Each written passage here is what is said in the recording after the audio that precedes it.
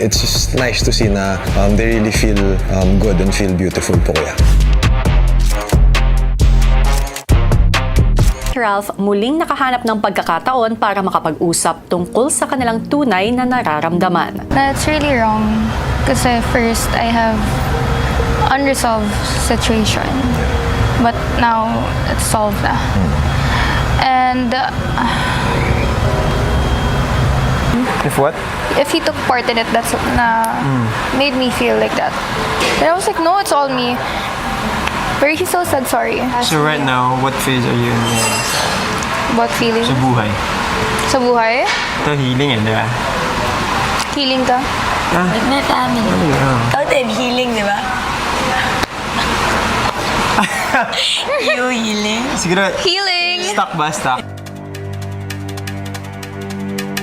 Sa pagdating ng panibagong araw, muling hinarap ng housemates ang hamon ng nominasyon at pinangalanan na ang tatlong duo na nasa alanganin. Ang automatically nominated duo, Shuvi and Bianca. Josh and Ralph, Cyril and Dustin, your duo is nominated this week.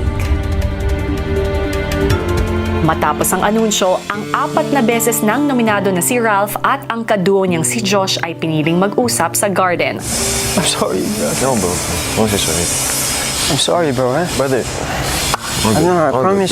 Ayokong magkaroon ng forfeit, bro. I'm so proud of you and what you showed this week and everything that you brought the energy sa bahay. Bro, you were helping with it. I have no idea where they're coming from, but honestly, I don't know. Siyempre nagulat ho ako. Kasi feeling ko po na pinakita po talaga namin yung best namin ni Ralph. Hindi ko po in-expect talaga, kuya. Basta, Josh, you shouldn't be anything short of proud of what you showed. That's it. I'm happy with that. Okay? Yeah. Thanks, dude. Yeah. Si Ralph agad namang dinamayan ni AZ.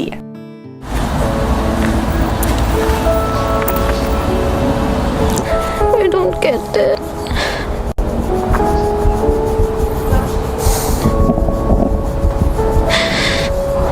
Diba? Sabi sa'yo, it wasn't gonna be you eh.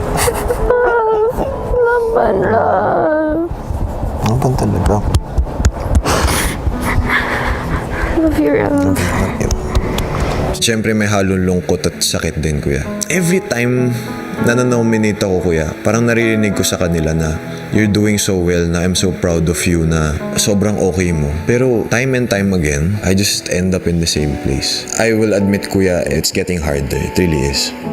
Sa veranda, pinalakas naman ni River ang loob ng unang beses naging nominado na si Cyril. Ay, pero hindi ka lalabas. Walang lalabas kahit kayo, bawal kayo lumabas. Sasara ko yung pinto. Hindi ka pwede lumabas.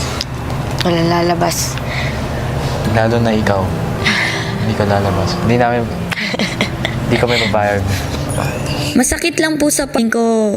Unti pa lang po yung araw na suspend ko dito sa bahay ninyo. If ever may tasks, I think sobrang grabe yung adrenaline ko to fight. Para hindi magpatalo. Malakas ang isang Cyril manaban. Talaga? Sobra. Makalipas ang ilang oras, si River ay lumapit kay Kuya. Kumatok ka, River?